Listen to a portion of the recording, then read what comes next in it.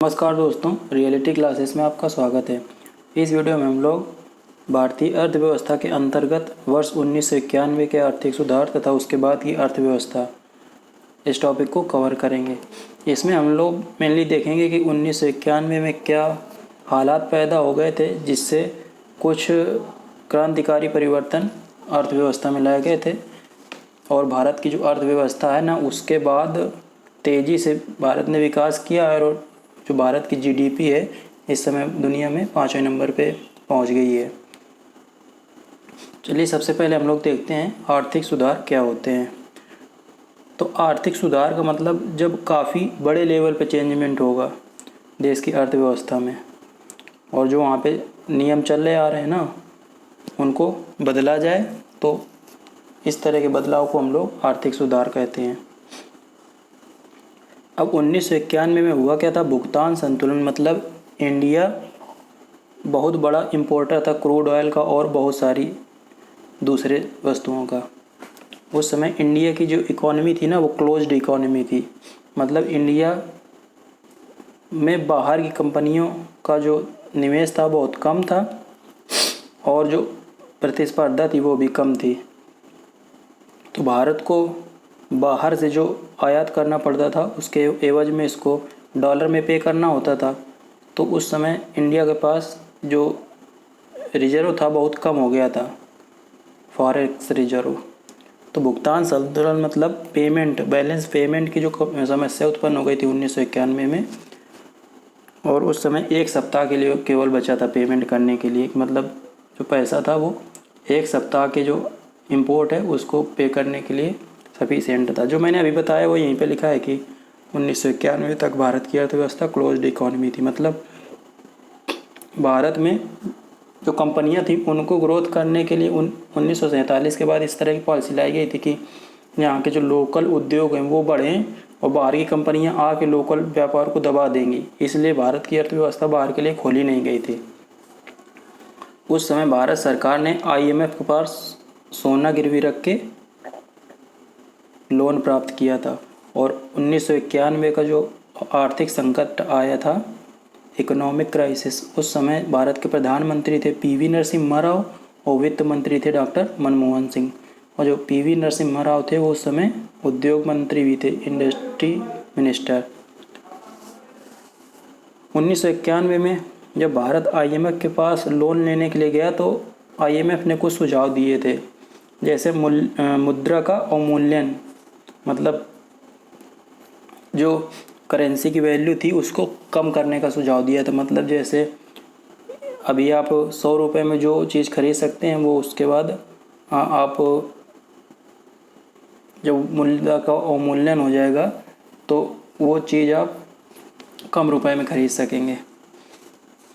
और अभी 3 बार मुद्रा का अवमूल्यन किया जा चुका है, मैं यहाँ पे सबसे बॉटम में लिखा है। तो ये ईयर आपको याद रखने हैं, 1949, 1966 और 1991। इन 3 साल मुद्रा का अवमूल्यन किया जा चुका है। क्वेश्चन ऑब्जेक्टिव होंगे तो आपको ये ध्यान रखना है कहाँ से क्वेश्चन बन सकता है, और वो पॉइंट मिस नहीं करना। आयात कोटा में कमी, मतलब जो इम्पोर्ट था ना उसमें थोड़ा सा कमी की जाए, कुछ चीज़ों को प्रोत्साहन दिया जाए जिससे कि जो इंपोर्ट है ना भारत का वो कम हो सके। लाइसेंस राज की समाप्ति, मतलब इंडिया में उस समय लाइसेंस लेना किसी बिजनेस के लिए बहुत ही टेढ़ी खीर थी। तो उसके लिए जो लाइसेंस प्रक्रिया है वो बहुत लंबी होती थी और कई फेज से गुजरती थी। तो बहुत सारी कंपनियां इसमें मतलब अपना व्यापार जो है ना सही तरीके से नहीं कर पाती थी।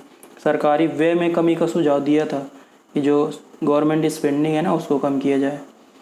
तो IMF से इंडिया को $7 बिलियन का ऋण मिल गया था। कुछ शर्तें थी उनके साथ।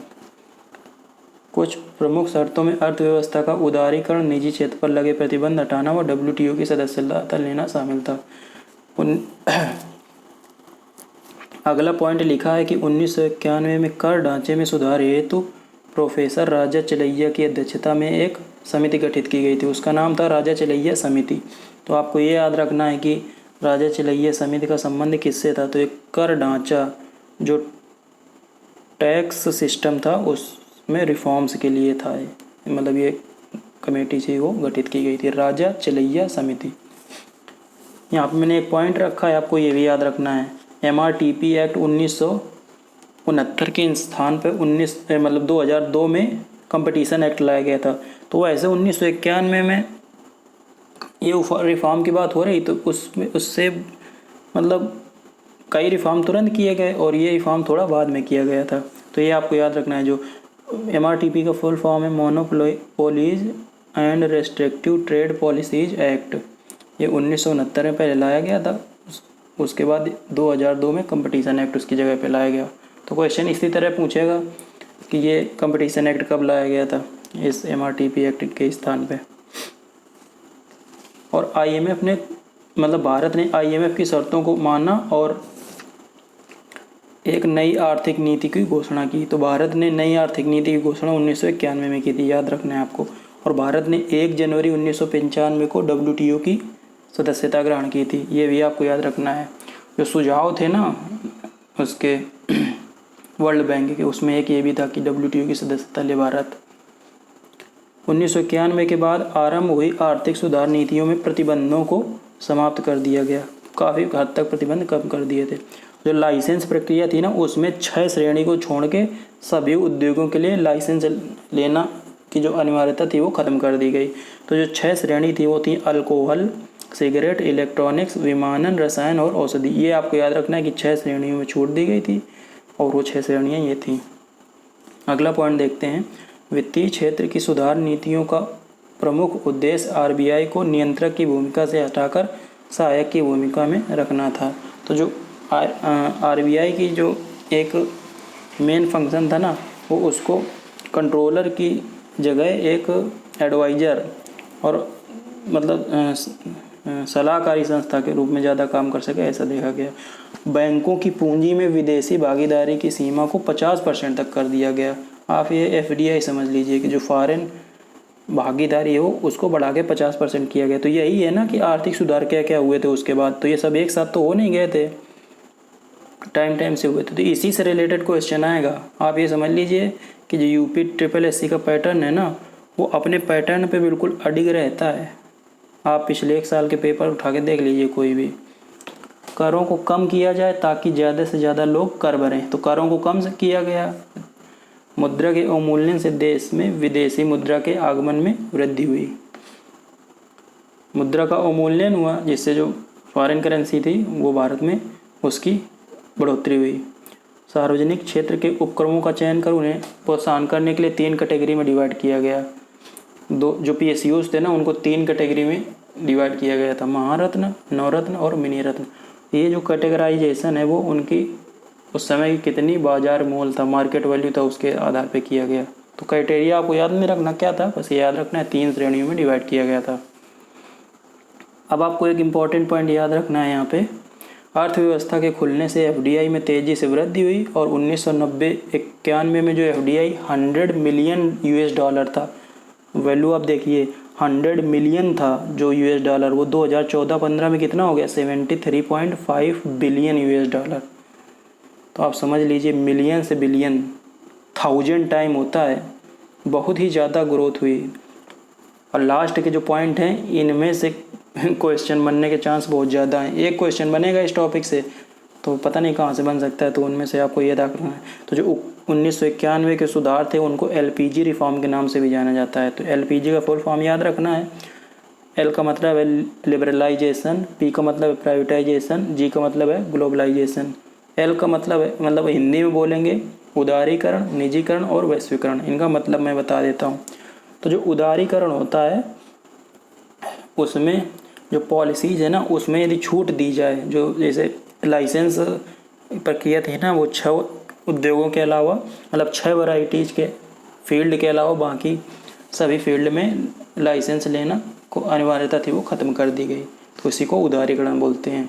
निजीकरण का मतलब बहुत सारे जो सेक्टर थे वो प्राइवेट कंपनियों के लिए खोले गए। पहले ऐसा था कि ज़्यादातर सेक्टर में गवर्नमेंट की कंपनियों का ही कब्जा था और जो गवर्नमेंट कंपनीज थी उनकी इफ़िशियंसी बहुत कम थी।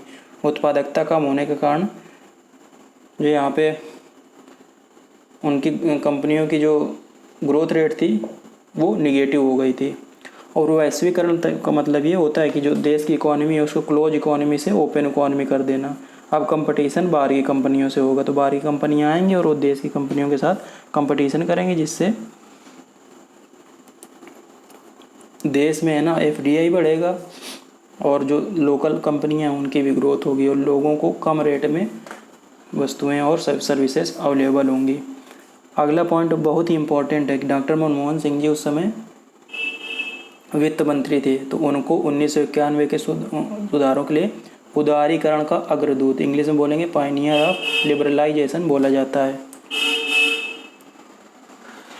क्या है, बैंकिंग क्षेत्र में सुधार के लिए जून 1991 में एम नरसिंघम समिति की अध्यक्षता में नरसिंघम समिति गठित की गई। जैसे कर सुधारों के लिए एम चिलैया समिति गठित की गई थी, वैसे राजा चिलैया समिति, वैसे ही बैंकिंग क्षेत्र में सुधारों के लिए, तो ऐसे पूछे कर क्षेत्र में सुधारों के लिए कौन सी समिति गठित की गई थी, बैंकिंग क्षेत्र में सुधारों के लिए कौन सी समिति गठित की गई थी, तो बैंकिंग क्षेत्र में सुधारों के लिए एम नरसिंघम समिति गठित की गई थी। और नाम से समझ में आ रहा है कि जो नरसिंघम समिति गठित की गई थी और इसके अध्यक्ष थे एम नरसिंघम।